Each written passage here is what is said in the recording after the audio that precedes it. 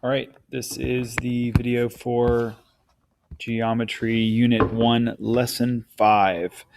So we're going to talk through just some basic vocabulary when it comes to angles. And we'll start with a basic breakdown of what an angle is and how we talk about angles and how we write them, draw them, label them.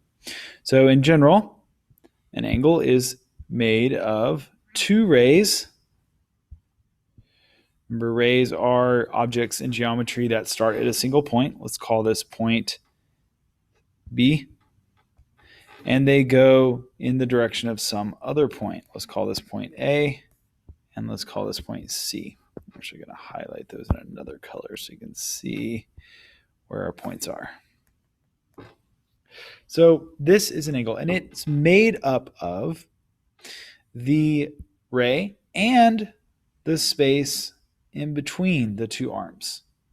So in an angle, we have the arms that make up the angle. We have BA and BC, and then we have the area inside the angle. So we would call this angle ABC. Notice the angle is named using three letters, and if I were to trace those letters in order, they would trace the arms of the angle, A, B, C. Also, I could call it C, B, A, because that also traces the arms of the angle. Both of these would be names for this angle that you see here.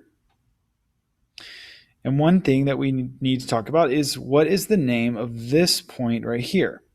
So I'm going to kind of draw another diagram. When we look at an angle is made up of a few kind of parts.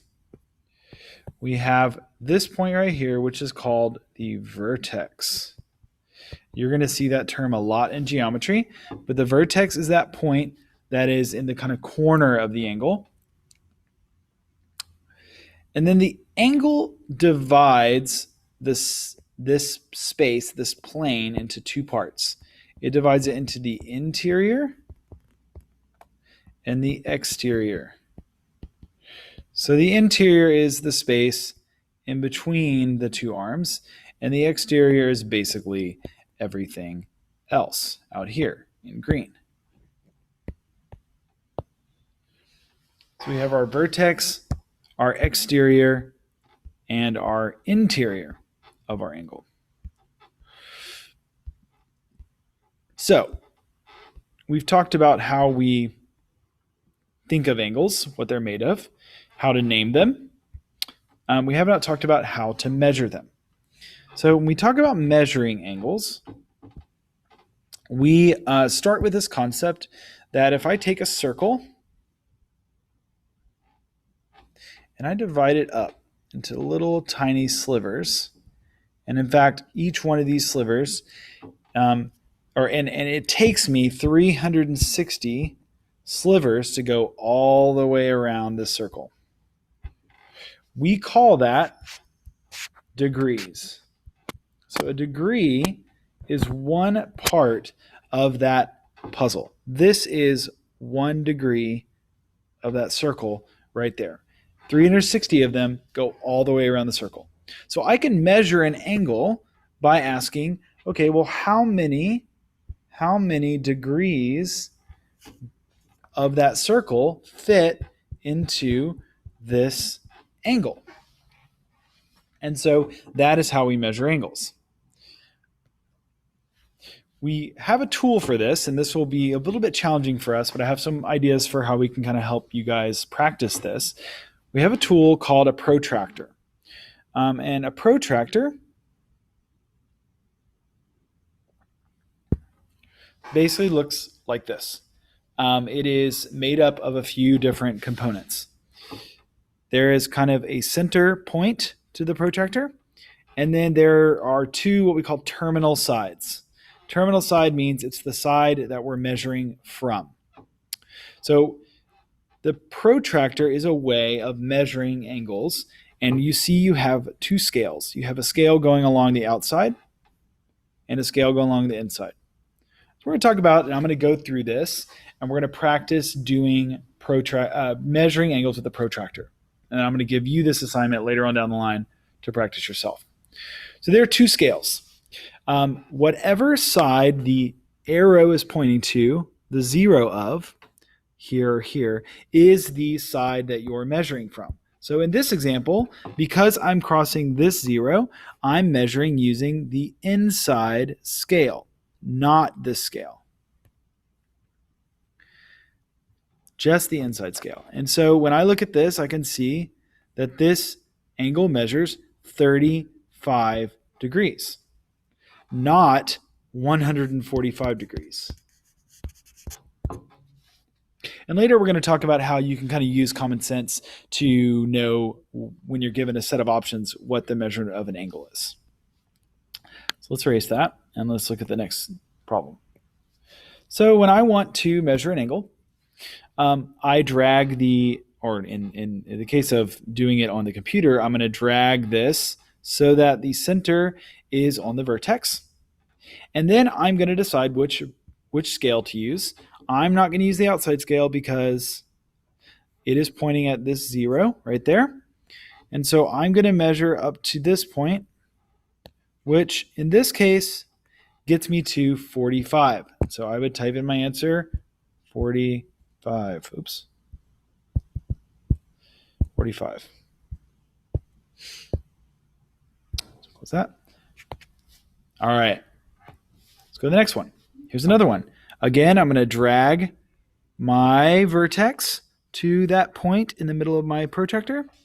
And then I'm going to look. The terminal side is pointing to this 0. So I'm going to use cross out my outside numbers. I don't want those. I only want the inside numbers.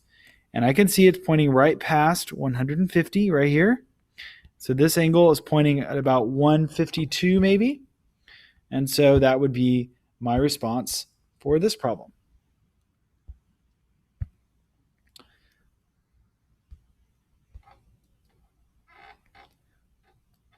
And so on and so forth. This one I'm going to drag this vertex or the protractor to the vertex of my angle. It's not quite there. Come on. There we go. Come on. There we go. All right. And it looks like it's pointing again at this 0. So then it's going to be measured up to here, which is 30. And so that would be the answer for that one. 30. Now, this is a great example. When I go drag my vertex over here, I notice that my 0 that it's pointing to is now pointing to the outer 0. So that means I'm going to use the outer numbers, and I'm going to get rid of these inside numbers. And I'm going to go all the way around to here. And it's like maybe 148, I would say. And that would be the measure of this angle. Now, so how can I kind of help get the answer a little bit easier when I'm given something like this? What is the measure of, where is it? What is the measure of this angle? Well, I see I have a group of options right here. But we do have a helpful way to do this. And that is that we have some categories of angles that we need to be familiar with first. So there are kind of 4 main categories that angles can fall into. We're going to talk through those right now. The first is what you see here. I'm actually going to use the other drawing thing. Sorry about that.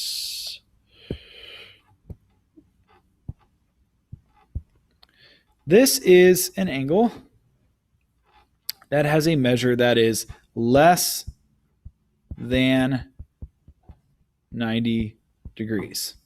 And we call that acute. So that's your first angle category. Angles that have a measure that's less than 90 are called acute angles. So The next category is what happens when they are equal to 90 degrees. You'll notice I put a little box down there. You'll see that a lot. So if the measure of the angle is equal to 90 degrees, we call that a right angle. So that one you should be able to tell by looking. So if you see an angle that is this box, this like perfect corner, that is going to be a right angle. Next, we have angles that are larger than 90 degrees.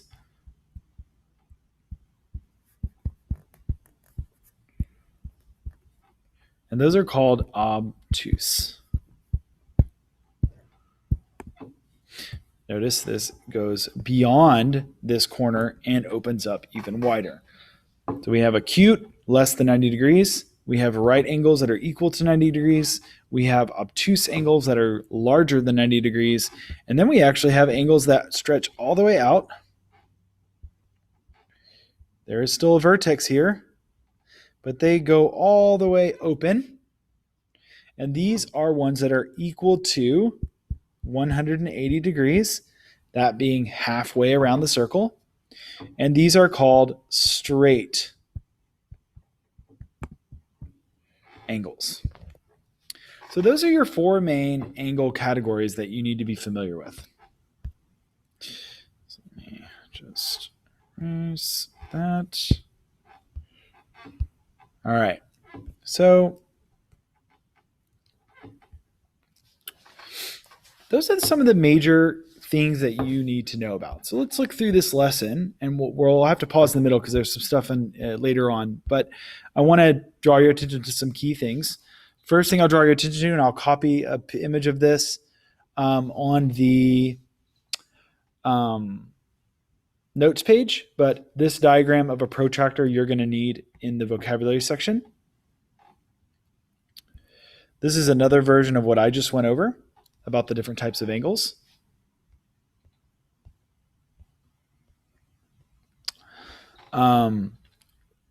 This is all a discussion of the things that I went over at the beginning of this lesson, the different terms.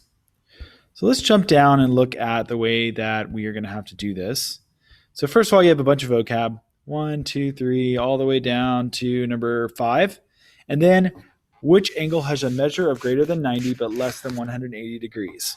So these are going to be these four categories that I just went over. So in other words, which of these is being illustrated here? So for instance, which has a measure greater than 90, less than 180? Larger than 90, but not straight, that's going to be obtuse. So we should be choosing which one of these is the obtuse angle. Answer choice B. That's what you do on 6, 7, 8, and 9, and 10, and 11, and 12. All of those are just basic definitions of these four angle types. So you need to have this in front of you when you're doing everything through question number 13. Number 14 deals with the protractor postulate. That is in the vocabulary above. We will get to number 15. I will come back to that. Number 16, what are the parts of the protractor? I told you there's a diagram, and I will post it in the notes. You just need to label correctly the parts of the protractor. Then it gets into measuring the angles to do the protractor.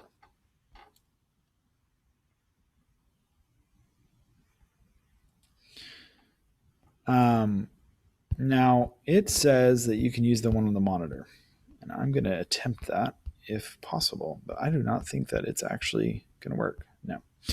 All right, so let's just talk through this question here. Let's use our common sense, okay? We know that this is an acute angle. So just by looking, because we know that acute angles are less than 90 degrees. They're closed like this. They're not all the way wide open like these other two. So right away, I can eliminate a few answer choices. I can eliminate 90. I can eliminate 130. I also know that 85 would be very, very close to being 90. So if 90 is like this, 85 is going to be just a little bit closed from that.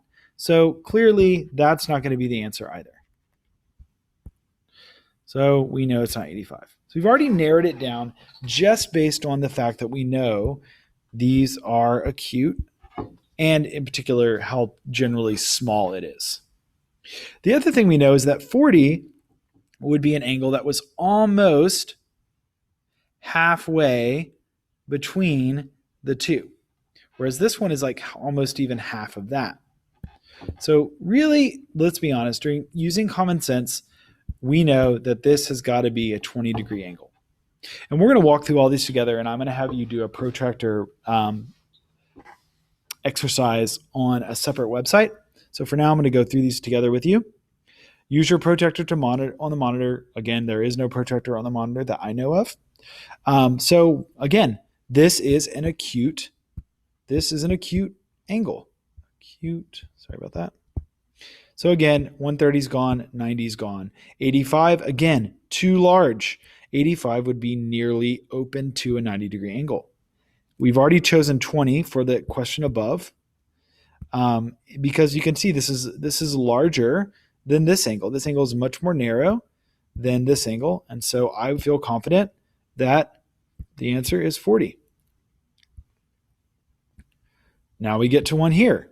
This is clearly obtuse because obtuse angles open wider than 90 degrees. So which of these is going to fit the obtuse description? Not 20, not 40, not 85. Those are all acute, acute, acute, acute. 90 degrees is right, leaving me only with answer choice A, 130 degrees. Another one. This is just barely acute. You can see 90 would be like right there. So this is acute. It's not 130. It's not quite 90. We would know. It would be straight up and down. We've already used 20 and 40, plus they're much too small. 20 is like this. 40 is maybe like this. So this has to be 85. Erase all that.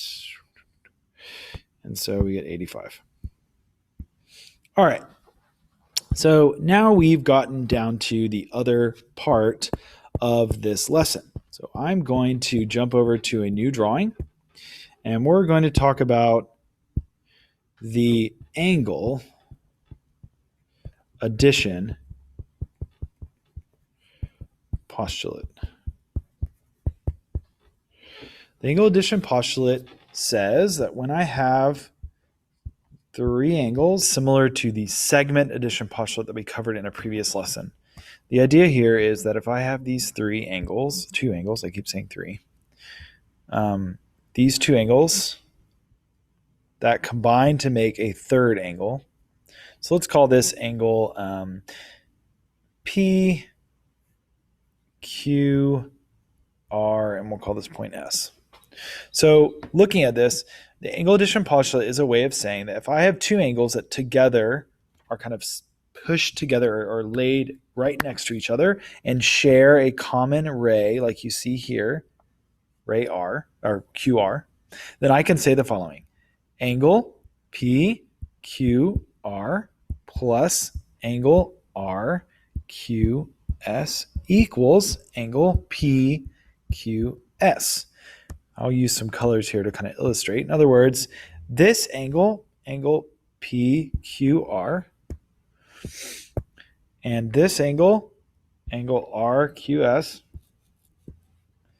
combine to form this entire angle PQS. So that's what the angle addition postulate does. So if I have an angle here, and let's say we have,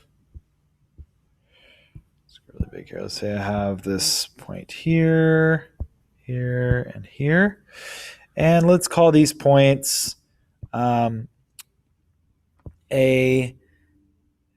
B, C, and D. And I told you that angle ADB has a measure of 26 degrees, and angle BDC has a measure of 17 degrees. Well, and I want to know what's the measure of angle ADC. So I'm going to use the angle addition postulate. I know that angle ADB plus angle BDC equals the measure of ADC. So then 26 plus 17 will give me the measure of angle ADC. So then if I add these up, I get 43. And so then I know that the measure of angle ADC is 43 degrees. And so that would be the measure of that angle. And so they're going to walk us through some similar things in the lesson here. We're going to hop over to our lesson. Let me scroll down here.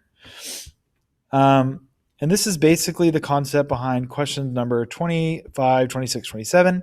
I would actually start with number 26. Let's talk about this. PQS equals 70. PQS is that angle.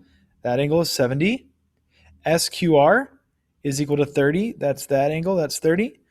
What is the measure of PQR? The whole thing. So I think you should be able to figure that one out. Number 27. Whoops, sorry about that. Measure of angle ADACD. Okay, now that's the whole thing. That whole thing is 120. And part of it, ACB, is 20. So then what is the measure of the missing part? Well, if 20 and that have to add up to 120, I can also just do 120 minus 20 to get the answer. Now we'll jump up to number 25, which is a little bit more complicated. But it tells us BC bisects ABD. We know what a bisector is. It means it cuts it in half. So we know that this is cutting this whole thing in half. And it specifically tells us, it takes that to the next step and says that ABC and CBD are congruent. And then they tell us ABC is equal to 4x plus 1, CBD is equal to 2x minus 9. So then if those are equal to each other, then I could simply take this and say 4x plus 1, or angle ABC, is equal to 2x plus 9, which is equal to CBD. And then I need to solve this equation. May have been a while since you've done algebra like this, so let's walk through some of the steps here. I'm going to erase all this down here. I need to subtract 2x.